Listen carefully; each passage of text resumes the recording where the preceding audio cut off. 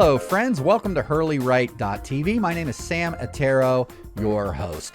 And on today's episode, we are going to run an interview in full with a professional by the name of Michael Hoagland, who has spent many years in the aerospace and defense industry in management. And he's going to share some insights and best practices that he has gained over the years with you. Thanks so much for tuning into this episode of Hurley Write TV. And if you'd like to be a guest on the show, please visit us at hurleywrite.com, or you can go to our YouTube channel at hurleywrite.tv and give us a pitch. Let us know who you are and what it is that you would like to bring onto the show. Without further ado, I'll give you Mr. Michael Hoagland.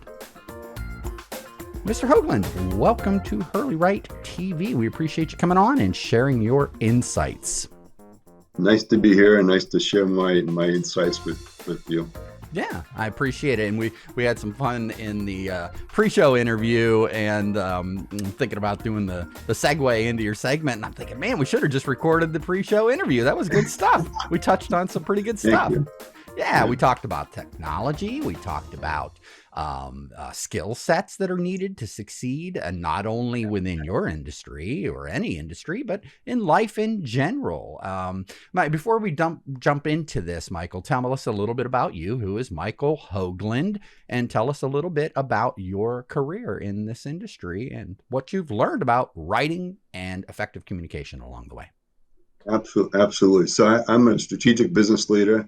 I've spent most of my career in the aerospace and defense industry. I worked for both Fortune 500 companies and first-tier suppliers, and I understand the value of good writing. I've been in engineering leadership roles. My career started as an engineer, advanced to program management, business development, and most recently, general management.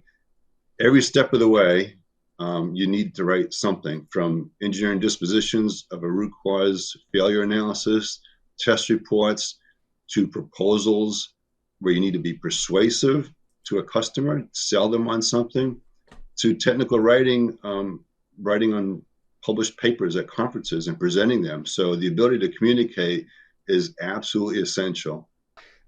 Engineers are certainly a special breed of folk, very academic and certain personality types sort of gravitate to that career field.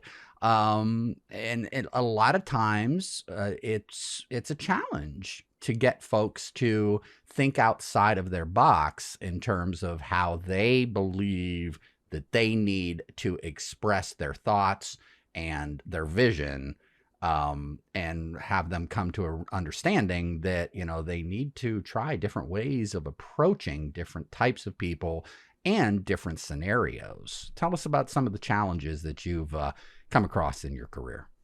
Yeah, I would say there's a stereotype of engineers not being the best communicators sometimes. So when you find an engineer who can communicate both written word and in presentations, that's a real advantage you have in your career over others that cannot communicate. Mm-hmm. And I think when you think about one's career, you may start out as an engineer, but the path your career takes could go from, as the case of mine, program management, business development, contracts management, to general management. So the ability to write and to communicate is a key attribute to getting promoted and advancing your career. Even if you stay within the engineering profession, getting up to the upper levels and technical ladders of a career is based on your ability to communicate, your ability to be persuasive to whatever the argument you're trying to make, and to also understand your stakeholders who may be reading your document and what might be their perspective. So you, as we were speaking earlier in the segment about the skimmers, writing for those, maybe they're an executive or a CEO, doesn't have the time to read the whole document, but they're skimming. So they're interested in the bottom line. And then you have people that do want to get into the details, and then you have to have good critical thinking skills to figure out what are those details you need to include, and what things are essential, what things help build credibility of you as the writer with the reader, and how do you make that persuasive argument? So I think there's lots of different skill sets, not just the aspect of writing, but how you think about it, how you approach it, and how do you keep in mind who the stakeholders are that may be reading it, and what ultimately is the objective of what you're writing. So I think that's important to keep in mind. And not everybody has that skill set, but I can tell you, when I was in engineering school, my interest was in the engineering topics, and English was not my interest, And then when I started working for a career, I realized that I spent more of my time writing than doing engineering analysis and design work. And then it became an essential skill. And through the act of doing it over time, I actually come to enjoy the process of writing, the discovery, the creativity you can put into it. And there's a real joy of being able to write well. And once you give yourself the chance to learn that process, it's a wonderful experience, especially when you get compliments from others about, this is a great piece, Michael. Thank you very much. And that just feels good. It certainly does. And especially when then you have the ability to translate the written word in your presentations into an effective live presentation, and to be able to communicate those ideas effectively and get that buy-in from your targeted audience. That feels fabulous too.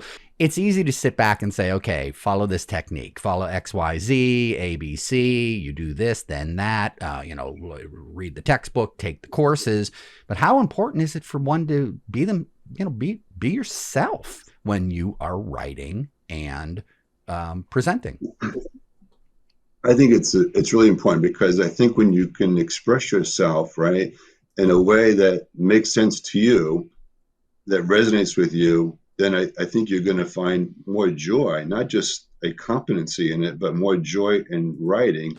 So I think if it's too constrained and too defined, and sometimes when you write, you have to do that, right? But when you have the opportunity to express your voice and be creative in how you describe a situation or present a case or whatever you're writing about, I think there's a great creativity that could go into that, and that's where you can distinguish yourself with the final piece of document or whatever you're writing, and that has your stamp and it's recognized. We all have read things that have been well written, and the takeaway is, well, that's a well written piece of a letter, a report, a proposal, a marketing piece, whatever it is, you recognize when it's well written. And so you appreciate that. So, and I think when you see someone's voice in their writing, that adds a unique flavor. And I think being somewhat unique in how you present the message could also help differentiate yourself from others and stand out and maybe be more memorable than you might otherwise be. If you can't effectively communicate with your team, with your audience, with those around you, and you're not likable and engaging, then you're setting a glass ceiling for yourself. These skills that we're talking about are critical they're not just aerospace and defense industry skills, they're life skills, aren't they, Michael? Absolutely. And being likable is such an important factor, I think, and getting into the soft skills a little bit about how do you be likable. And I think one of the things that I've observed over my life is the ability to be curious and ask questions of other people if you're conversing with them or presenting, but also to just sort of validate whatever the concern may be. So if you're responding to somebody who's written to you, validating and recognizing that they have maybe a legitimate concern that it should be acknowledged, but then you go on to make your point and make your case. So I think, trying to build that rapport in communications is an important thing to be aware of. And it gets back into the messaging, who the stakeholders are. Are they a skimmer? Are they a bottom line person? Are they into the details? Somehow you got to create your writing document in such a way that will address the different needs and interests of who may be reading the document. Human beings are complicated animals. And, I asked you if along the line you had ever run into somebody that just maybe, man, they were a fabulous engineer, but just could not communicate effectively, and they ended up, losing a position because of that. And you had said that you didn't see that happen, but you have seen. I made reference to that glass ceiling that you said that it can definitely be career limiting. Let's talk about that a little bit. What have you seen? So throughout my career, I've been involved in succession planning and talent development. And one of the key things we look for is not only technical skills for the job, but their ability to present and their ability to write well. And so communication. And that's been a real limiting factor for people who may be technical geniuses, but they simply can't communicate. And so, unfortunately for them, and sometimes people want to learn and want to try to do better, and sometimes they just don't have it. And we all have our gifts, and for some folks, unfortunately, that's not their gift. But I do believe that these are skills that can be developed, that can be worked on. And you just have to be willing to try and get the education, but to practice as well, and to have that desire and the passion to try to want to write well. But unfortunately, I've seen it with folks that, for whatever reason, don't have that skill, don't want to learn that skill. And so it's been a real limiting factor in their career. And it's unfortunate because otherwise they're brilliant at what they do, and they're brilliant in their engineering knowledge. And I would say the other companion thing to communication is critical thinking skills. The ability to make logical arguments, and that gets beyond grammar and spell check and all that stuff. But how do you put down a critical thought pattern on paper? And so critical thinking skills and the nuances that go along with that, understanding your bias and how you write about things, is absolutely, it's another level of writing well, I believe. In your career and managing engineers, let's talk a little bit about for those that are in the industry right now, or maybe there's a young person out there thinking about going to college to become an engineer.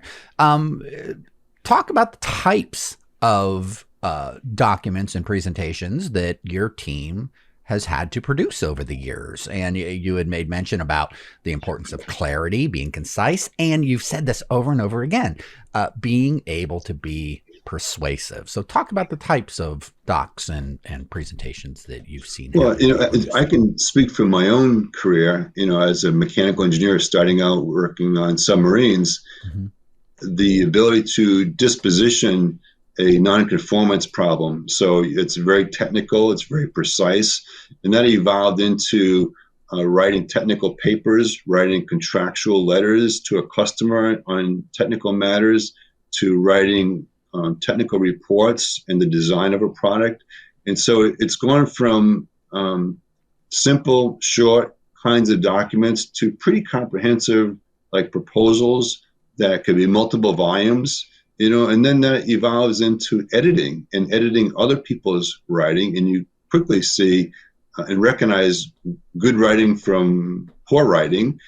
And then being invited to present a paper at a conference where the company is trusting you to represent not only yourself well, but the company.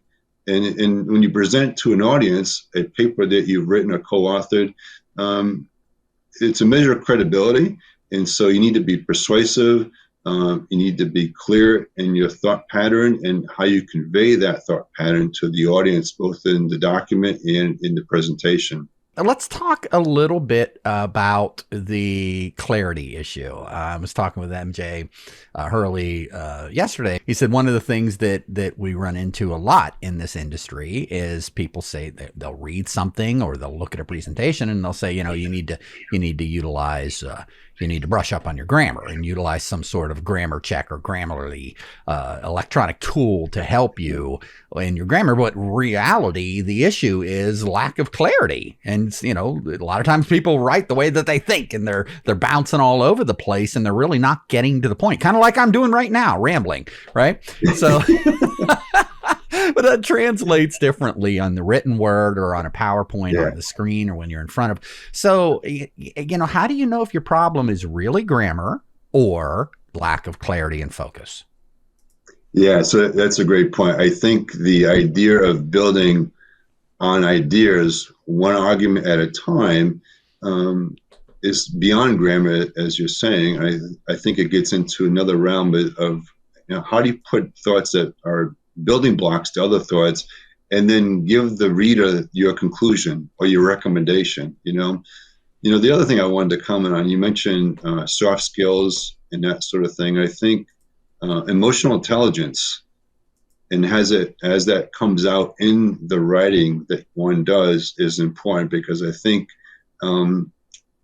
when it's appropriate, having an empathetic voice in your writing, right, depending on what you're writing, is an essential skill to validate a customer's concerns if it's appropriate, and having that emotional intelligence about what might the reader be looking for, or what am I responding to, which is typically what happens with engineers. They're responding to comments from a customer on a document, a report, whatever. And so it's important not to be always in a defensive mode, but to validate, but then to persuade on the point you're trying to make, and maybe even concede. So it's having an awareness that goes beyond grammar and spelling, and being clear. Obviously, being too wordy is not good, because you can really lose the reader on what the essential message is. Sure. Absolutely. So, advice to anybody out there that is looking to brush up on these skills that you are alluding to, whether you are a manager or you're in the workforce or you're a student, or again, maybe you just want to learn these things to be a better communicator in life in general. We at Hurley Write, of course, we're professionals, and not everybody has the financial wherewithal to hire a professional development educational company to help them craft courses and deliver, this type of content. How can you get started in this on your own? Well, I think it's important to recognize, and again, I'll just share from my perspective. It takes me a while to produce a good document. So I am my own worst editor, and I will edit and review and mark up. And I'm also, maybe I'm a little bit old school in this regard, but we all write on the computer and look at things. But for me, when I print it out and look at it, I see things that I miss on the display, because the eye tends to skip over words and miss things. So from the editorial standpoint, and when I'm producing the final version, I need to print it out and review it myself. But I think it's important to recognize that, to write well, it takes some time and effort, and you got to be dedicated to the art and really give it some time to do it right. And I also have observed over time that if I'm writing a bigger document, and my brain thinks about it, may think about it for hours or even days, if something happens in the back of one's brain about percolating different ideas and thoughts, and then when I sit down to write it, it's a much better, free-flowing, kind of easy way to write, because my brain has been thinking about it in the background. And it's actually quite powerful when you think about it. But I would say you need to practice, like most things in life. Practice helps make people better, whatever they're trying to do. And I think it's also important to seek out education, either through self-learning or through others, training, whatever, because sometimes we have to recognize where we have limits and where you can really benefit from the knowledge that others can help you with. So you've been working with Hurley Write for quite some time, off and on. Tell us a little bit about your experience with Hurley Write. Yeah, Hurley Write really came to save the day, if you will, for myself and my engineers. We had some challenges where we were getting turnbacks in our documents from our customers on lots of things, and we started looking at some of the causal factors and the common kinds of mistakes, all preventable, right? So, but in my engagement with Hurley Write, they worked to help me customize a training program for my group of engineers. And so we were able to use our examples in her training class. And I found Pam Hurley to be very engaging with the class. It wasn't just her teaching and giving information, but she challenged us. She challenged us and encouraged us to participate, and really was thought-provoking. And put people in positions where, you have to be participants in these kinds of classes to really benefit from it. And so she helped people participate, and really, when it was customized material, it really helped bring the message home to my team. I think the customization is so important. I like that word in there, relevance, right? I mean, we can teach techniques, we can teach technology, we can teach different tools that can be utilized, different mindsets, and open up books, as we said, and go down ABC, 1, 2, 3, XYZ. But if it's not relevant to your real world, your daily real world, a lot of people just don't put the dots together, Yeah, absolutely. So people need to relate to what they're being taught. It's got to be relatable, so that way the message gets more ingrained in one's brain. So absolutely. It's amazing how far technology has come. And Michael, I'd like for you real quick, give me your thoughts on how technology has impacted the workforce, especially within your industry. Have you found it challenging or helpful, or maybe a little bit of both?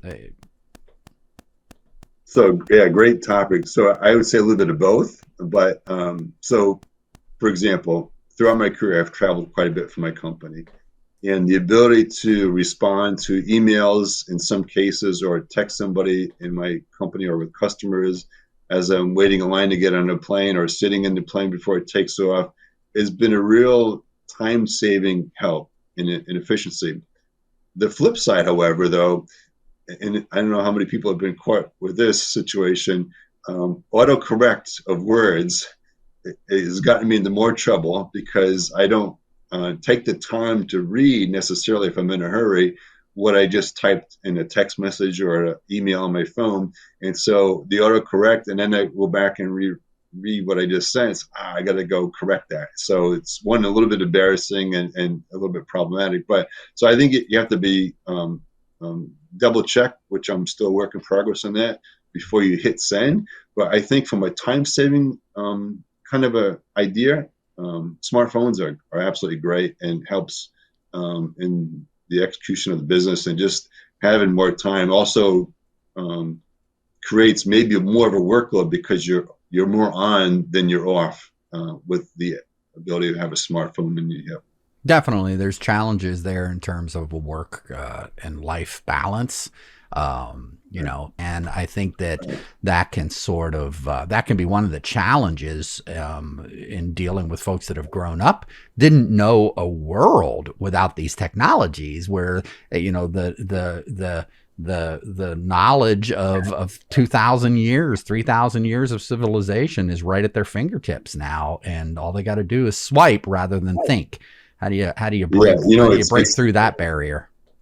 It's absolutely huge, and I kid with my wife all the time. If we want to know about something, I'll say, well, just ask Siri. She knows everything. And so it's truly amazing, the information that's out there that's at your fingertips, literally, and so any topic you want to explore or understand better, it's so easy to get the information, which is just hugely powerful. So it's pretty cool technology, for sure. No doubt about it. But don't forget the ultimate technology. If you're watching out there, remember, you got a brain, you got a heart, you got a unique personality. Put it to work for you. Use it. And as our guest just said, the more you use it, the more you practice, the better you're going to get. All right. Great. That was good stuff. All right, sir. I'll let you go. Thank you so much for coming on. Hey, my pleasure. Thank you.